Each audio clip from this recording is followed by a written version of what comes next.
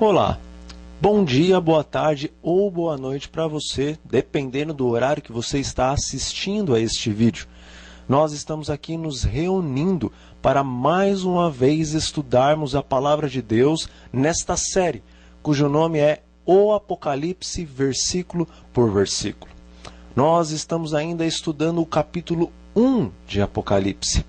Já trouxemos à tona, pela inspiração do Espírito de Deus, muitas das coisas, dos símbolos, dos enigmas do Apocalipse, o livro que revela os acontecimentos finais da história deste mundo, da história do grande conflito entre Cristo, o príncipe da luz, o príncipe da verdade, e Satanás, o príncipe das trevas, o príncipe da mentira. Neste estudo nós vamos compreender os símbolos, as coisas que estão registradas no Apocalipse, no capítulo 1, no versículo 16. E eu convido você a abrir a sua Bíblia em sua casa, em Apocalipse, capítulo 1, versículo 16. E a palavra de Deus nos diz assim: Tinha na mão direita 7 estrelas, e da boca saía-lhe uma afiada espada de 2 gumes. O seu rosto brilhava como o sol na sua força. Bom, até aqui, dos versículos 1 até o versículo 15, João falou muito a respeito das coisas deste último livro, no livro do Apocalipse. Ele falou muito a respeito dos últimos eventos que ocorrerão em nossos dias e daqui por diante.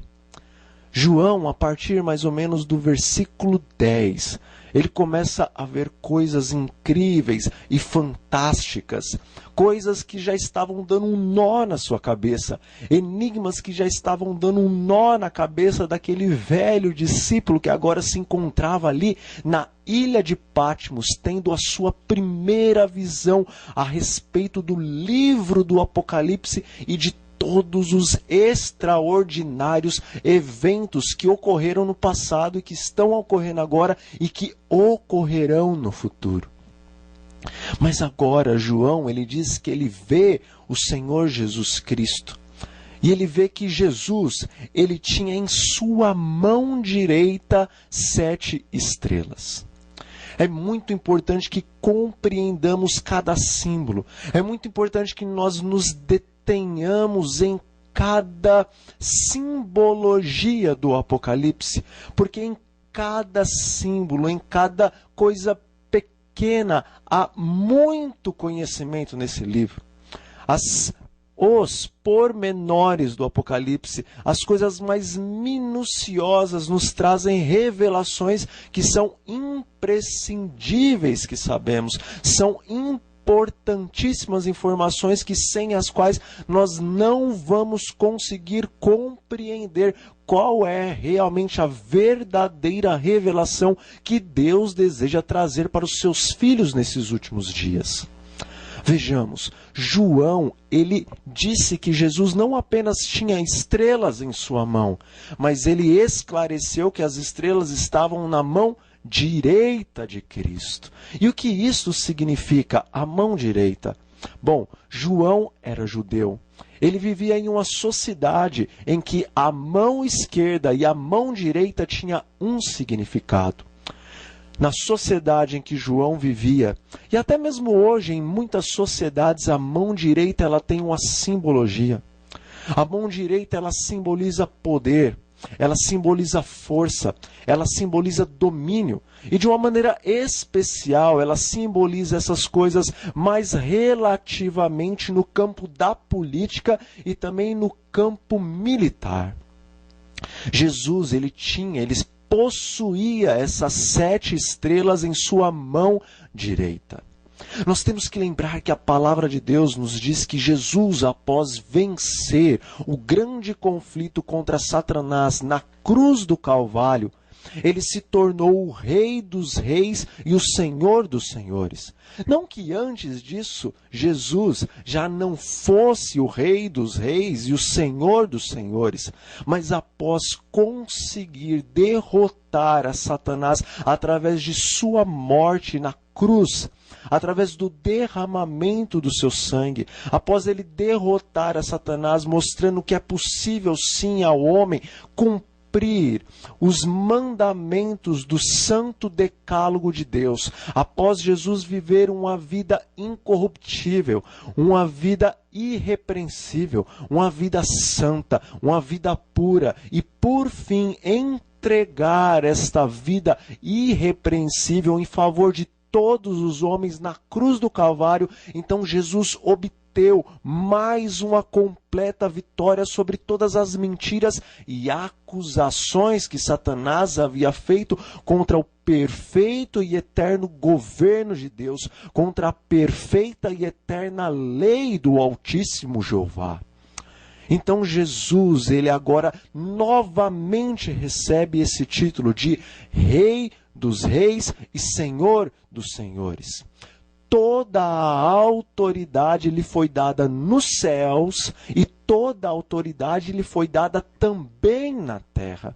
Nos céus, em sua direita, em sua mão direita, em seu poder, em seu domínio e a sua força são os exércitos, as milícias angelicais. Milhares de milhares, milhões de santos, magníficos, poderosíssimos e gloriosos anjos estão à disposição de Jesus. Ali no céu, o Senhor Jesus, ele ordena, e anjos extremamente gloriosos saem rapidamente, em uma velocidade a qual o homem não pode imaginar, muito menos calcular, para fazer então a vontade de Cristo nesta terra, para proteger os homens, para auxiliar os homens e também para fazer a sua vontade em toda a expansão do universo. Jesus tem toda a autoridade nos céus sobre todos os anjos de Deus. Todos estão sob o seu domínio, todos se encontram então em sua mão direita. Mas Jesus, ele não apenas se tornou o Rei dos Reis e o Senhor dos Senhores nos altos céus, mas ele também tem toda a autoridade aqui na terra. Ele também é o Rei dos Reis e o Senhor dos Senhores aqui na terra. Portanto, à direita de Cristo, em poder de Cristo, estão todos os homens e todas as coisas criadas na terra. Porque quando Adão caiu em pecado, Satanás usurpou, roubou tudo aquilo que Jesus tinha colocado em autoridade de Adão.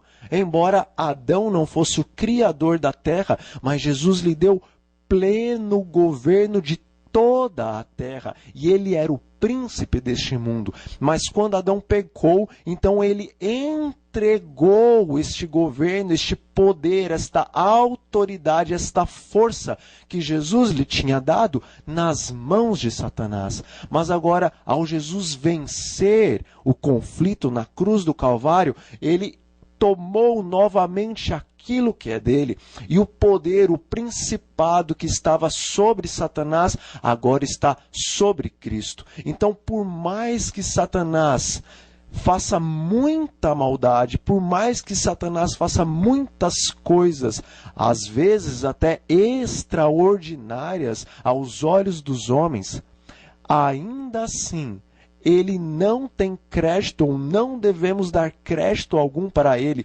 porque ele já é um inimigo vencido. Os reinos deste mundo são do Senhor Jesus Cristo, e dentro em breve ele virá em toda a sua glória para reclamar aquilo que é dele por direito, porque ele venceu. E todos aqueles que estão do lado de Cristo, todos aqueles que creem que o seu sangue os liberta da condenação eterna do pecado, todos esses se tornam filhos de Deus em Cristo Jesus. Eles não apenas se tornam filhos de Deus, mas eles se tornam também soldados de Deus, servos e soldados do Rei eterno em Cristo Jesus. Portanto, Jesus não apenas tem um exército nos céus, Jesus também tem um exército na terra, o qual o livro do Apocalipse fala que o seu número não se pode contar. Desde o primeiro justo a morrer nessa terra, Abel, que foi morto pelo seu irmão Caim, até o último justo que estará vivo no momento do retorno glorioso de Jesus, todos esses formarão um extraordinário, imenso, incontável exército do Senhor. E quem pode separar esse exército de Cristo do seu lado? Quem pode retirar esse exército de fiéis da direita, do poder, do domínio de Cristo?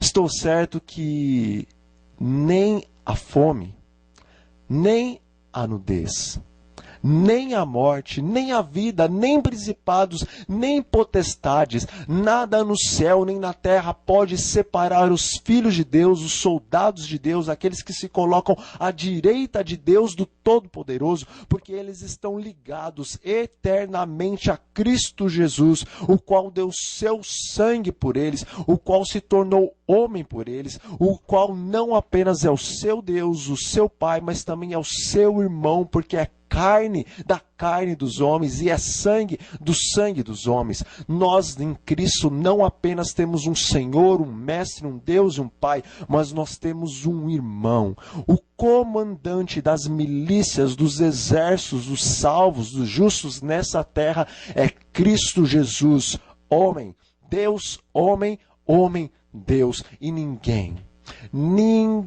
pode separar-nos do amor de Deus em Cristo Jesus. Deus seja louvado por isso. Deus seja glorificado por isso. Você está salvo em Cristo Jesus. Eu estou salvo em Cristo Jesus. Permaneçamos então em Cristo Jesus. E se porventura pecarmos, se porventura cairmos, não nos esqueçamos que Cristo não apenas é o regente, é o comandante desse exército, mas ele também é o nosso sumo sacerdote e ele intercede no céu, de acordo com o livro de Hebreus, no lugar santíssimo do santuário celestial, diante da presença do Pai. E ele roga por você, e ele roga por mim, para que o Pai, em si mesmo, nele mesmo, na justiça dele, nos perdoe os pecados que cometemos, mas que pedimos a Deus perdão por intermédio de Cristo. Amém por isso. Bom, com relação às estrelas que Jesus possuía em sua mão direita, nós não vamos tratar desse assunto hoje. Porque no livro do Apocalipse, no versículo 20, nós poderemos compreender mais profundamente qual é o significado das 7 estrelas que Jesus possui em sua mão direita.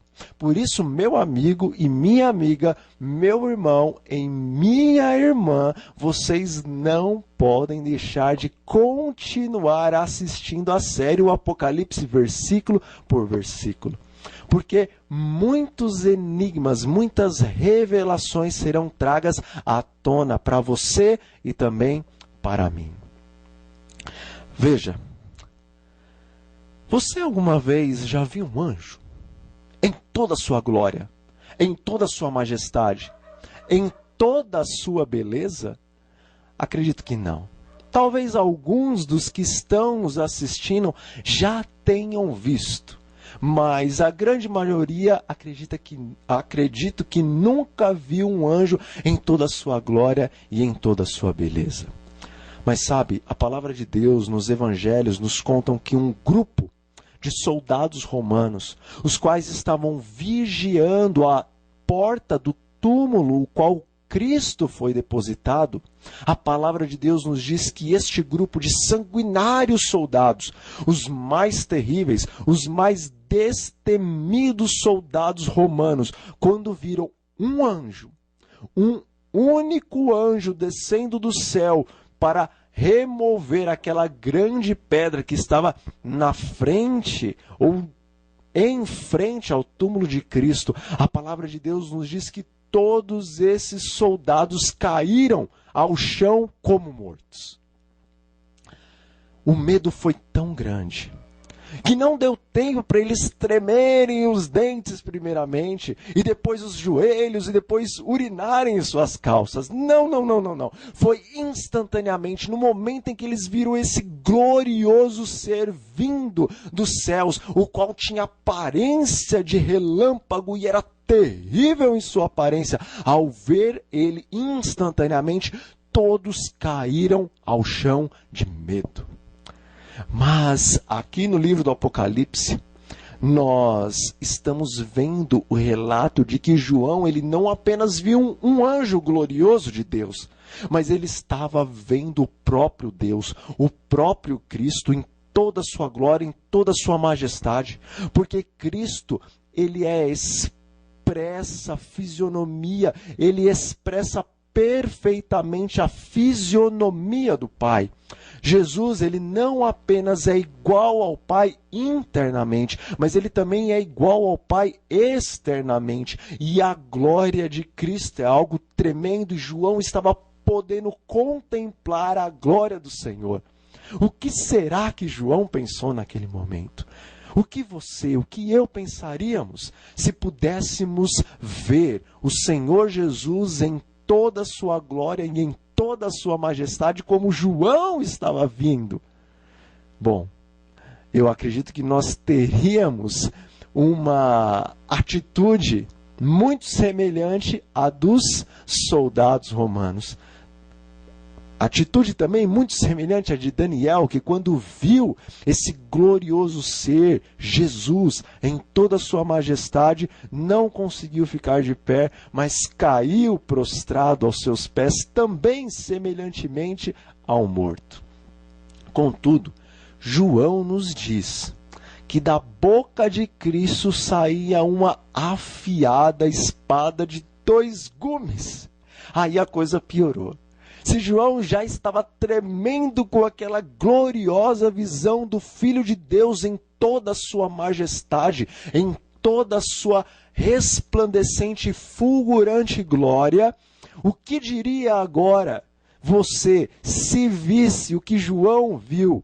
Uma espada afiada de 2 gumes saindo da boca de Cristo. E o que isso significa?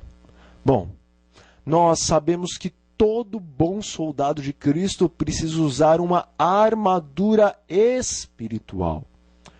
Porque a nossa luta não é contra a carne, não é contra o sangue, mas é contra os principados e as potestades. A nossa luta é contra os espíritos imundos, os demônios que caíram juntamente com Satanás dos altos céus. Nós precisamos usar uma armadura espiritual para lutar neste grande conflito entre o bem e entre o mal. Mas todo bom soldado de Cristo, ele não apenas usa uma armadura para se defender dos dardos inflamados do inimigo, mas todo bom soldado de Cristo, ele também tem uma arma para atacar as hostes de Satanás. A guerra entre o bem e o mal, a guerra entre Cristo e Satanás, é uma guerra entre a verdade e o erro. E a arma do cristão, a espada do cristão, é a palavra de Deus. A palavra de Deus é o que sai da boca de Deus. Embora todas as escrituras tenham sido escritas por homens, exceto os 10 mandamentos, que foi escrito pelo dedo de Deus, mas embora toda a escritura tenha sido colocada em papel, escrita por homens, a palavra de Deus nos diz que ela é inspirada, serve para corrigir, serve para repreender, serve para exortar. Ou seja, toda a palavra, embora escrita por homem, ela sai da boca de Deus. E a palavra de Deus, ela é a espada de Deus, ela é a arma do cristão para guerrear contra Satanás e contra as mentiras de Satanás nesse grande conflito entre Cristo e o inimigo, entre a verdade e o erro.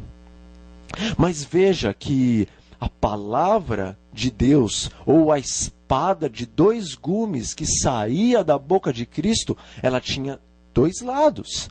Ela não tinha apenas um gume, mas ela tinha dois gumes. E por que dois gumes? Por que dois lados? Porque a Bíblia, as Sagradas Escrituras, elas se dividem em duas partes: Antigo Testamento e Novo Testamento. Alguns cristãos, alguns deles até dizem ser teólogos, estudiosos da Bíblia. Dizem que o Antigo Testamento, quando Cristo morreu na cruz do Calvário, ele foi colocado de parte e ele não tem mais serventia alguma para os nossos dias. Isto é um erro, porque é no Novo Testamento que também está escrito que toda a Escritura é inspirada por Deus e serve para ensinar, para corrigir, para educar, para repreender, para tornar o homem perfeito para todas as obras de Deus.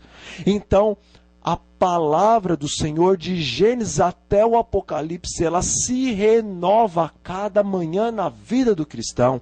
O que foi escrito no Antigo Testamento também serve para você e para mim, que hoje vivemos a dispensação da graça, porque aquilo que foi escrito no Antigo Testamento, embora uma boa parte de toda aquela ilustração, de todas aquelas figuras, de todas aquelas sombras, embora uma boa parte disso foi cravado na cruz do Calvário, ainda assim, mesmo nessas coisas que foram cravadas na cruz do Calvário, existe mais tanta sabedoria, existe tanto entendimento, que pode nos dar tanto discernimento que nunca, jamais poderemos dispensar o Antigo Testamento, pois o Antigo Testamento ele nos dá luz para o Novo Testamento, e o próprio livro do Apocalipse nos mostra que o Antigo Testamento não foi rejeitado a partir do momento em que Cristo morreu na cruz do Calvário, porque o livro do Apocalipse, em sua maior parte, ele é tão somente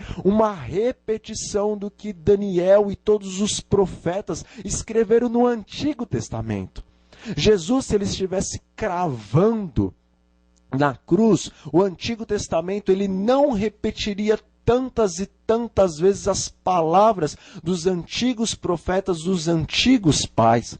Se o Antigo Testamento estivesse cravado completamente na cruz do Calvário e não se devesse fazer uso dele, por que que o apóstolo Paulo, em quase todas as suas epístolas, ou em todas as suas epístolas, repete várias vezes as coisas que estão escritas no Antigo Testamento? A palavra de Deus, toda ela é inspirada por Deus, toda ela é útil, Antigo e Novo Testamento. Se assim não fosse, esta visão de João também diria que ele viu saindo da boca de Cristo uma espada afiada de um gume só, de um lado só, mas essa espada possuía dois lados, possuía dois gumes. Bom, veja que João até aqui estava maravilhado com tudo que ele estava vendo. Era uma visão celestial. Coisas que os seus olhos nunca haviam visto. Coisas que os seus ouvidos nunca haviam escutado, ouvido. E coisas que o seu coração nunca poderia compreender, coisas que nunca poderiam ser imaginadas pela sua mente, porque é algo celestial, é algo divino.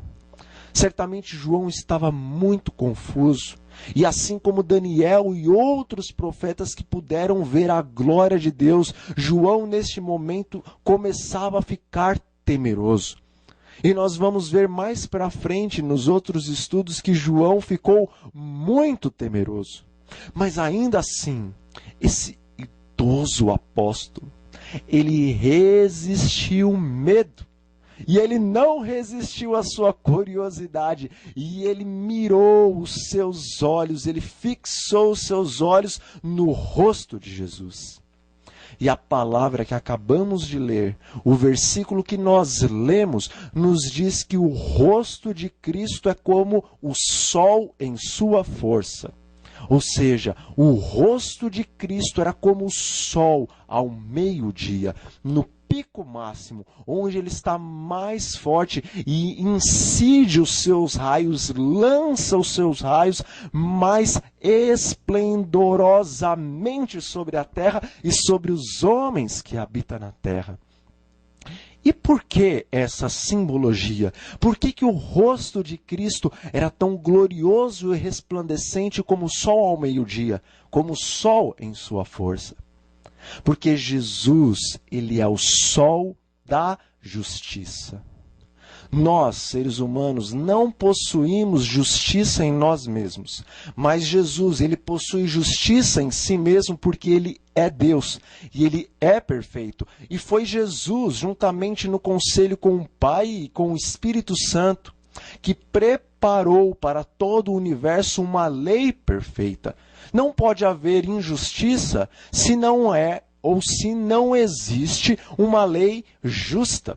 Jesus, como Deus, é justo porque ele criou uma justa lei e porque ele mesmo se submete a andar nesta lei. Ele não está sob a lei. Mas se a lei é perfeita, se a lei vem dele, e se ele é justo, é porque ele guarda esta lei, o qual ele estabeleceu para o seu eterno e perfeito governo em todo o universo. Então, como Deus, sendo perfeito e tendo uma perfeita e justa lei, Cristo é justo. Mas Cristo, ele não apenas é Deus, mas a palavra do Senhor nos diz que quando ele veio a essa terra, ele se tornou carne, ele se tornou homem. E como homem, Jesus também ele cumpriu toda a lei. Porque Jesus, como homem, ele deveria ser perfeito, ele deveria ser o perfeito Cordeiro de Deus, assim como no Antigo Testamento, os cordeirinhos que eram levados para o sacrifício precisavam ser perfeitos, sem nenhuma mancha, sem nenhuma mácula, para então serem aceitos como sacrifício por Deus.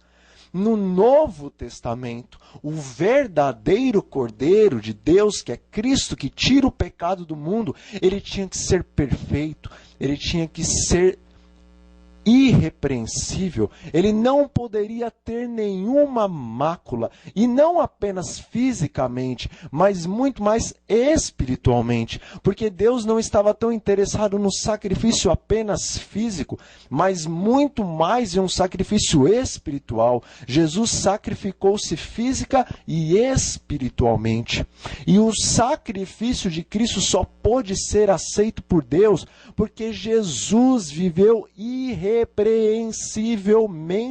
de acordo com a lei santíssima de Deus. Se Jesus não vivesse irrepreensivelmente de acordo com a lei de Deus, o sacrifício de Jesus não seria perfeito. Jesus não seria justo, porque se ele transgredisse a lei de Deus, ele se tornaria injusto. E se ele se tornasse injusto, o sacrifício dele não poderia cobrir os teus pecados e os meus pecados. Então Jesus é justo como Deus, mas por guardar toda a lei e não pecar nem em pensamento, nem em ação, quando ele estava aqui neste mundo, aqui nessa terra, ele também se tornou um homem justo aos olhos de Deus. E todo aquele que aceita a justiça de Cristo em favor de si mesmo, este é justificado por Deus em Cristo Jesus. Na verdade, Jesus, ele transfere a sua perfeita justiça para o pecador injusto. O plano da salvação é este: o justo morrendo pelo injusto.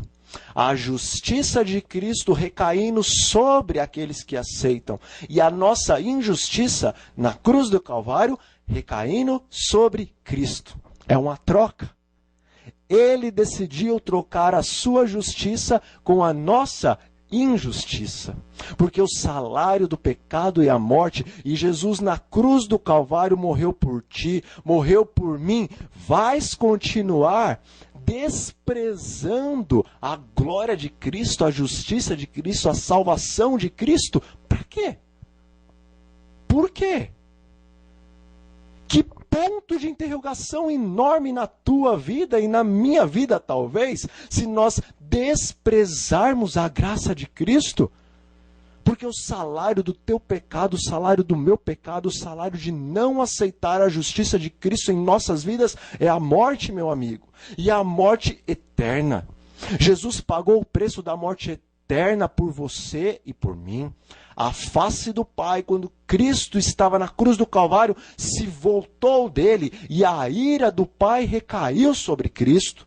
Isso é o que devia acontecer com você e comigo, porque nós somos transgressores. Porque por um só homem, que é Adão, nosso primeiro pai, entrou o pecado no mundo. E o pecado de Adão, ele passa de geração a geração, de geração a geração.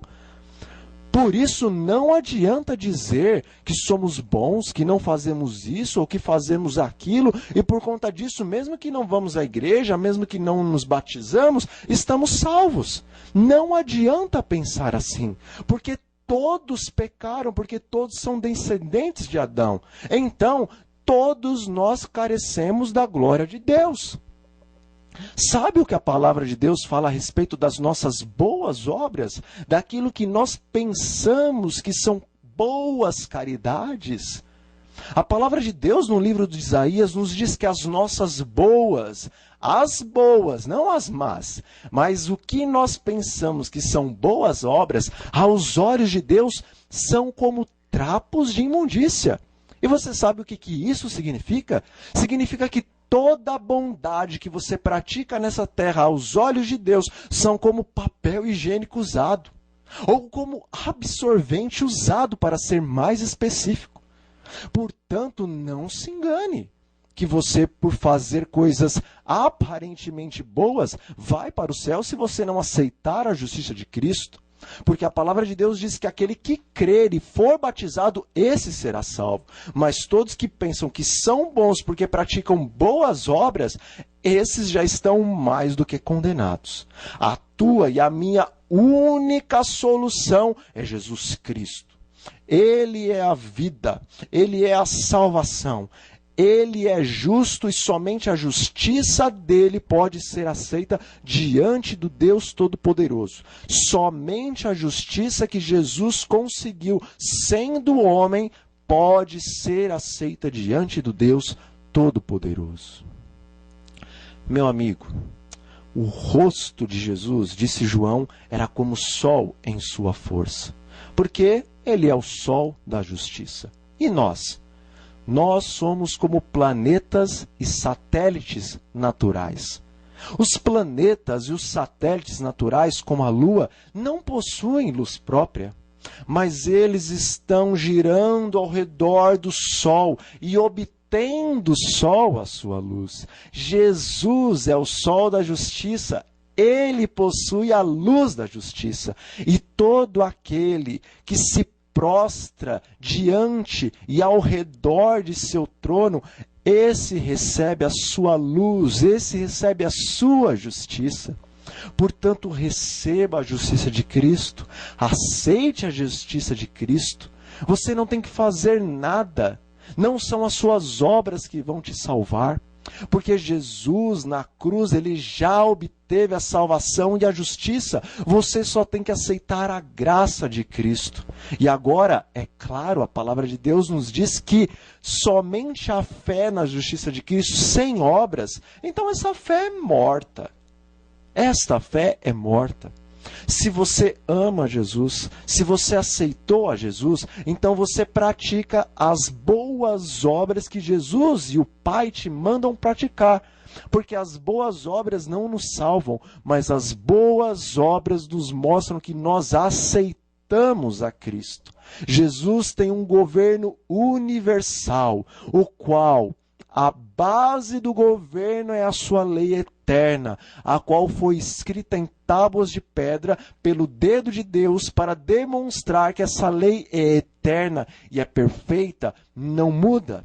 Se você aceita a justiça de Cristo, você guarda a lei de Deus não para ser salvo, mas porque está salvo e para mostrar que a partir deste momento você quer eternamente seguir a Jesus, obedecer a Jesus, estar de acordo com as regras do reino e do governo eterno, celestial, divino de Jesus.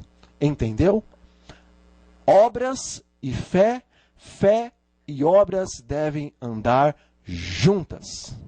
Todavia, antes de praticarmos as obras por amor a Deus, temos que aceitar para as nossas vidas a justiça de Cristo pela fé.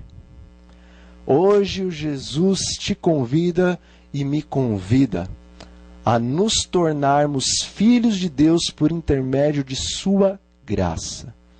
Hoje ele nos convida a nos tornarmos soldados de Deus para operarmos uma maravilhosa obra nesses últimos dias sobre a face da terra. Deus tem uma mensagem para este mundo. E Ele está te chamando, e Ele está me chamando para esses últimos instantes deste mundo que está prestes a perecer em pecado. Porventura, pode você, ou posso eu, rejeitarmos o convite de Cristo e dizermos não para aquele que é, que era e sempre há de ser, mas ainda assim morreu por nós para nos resgatar eternamente?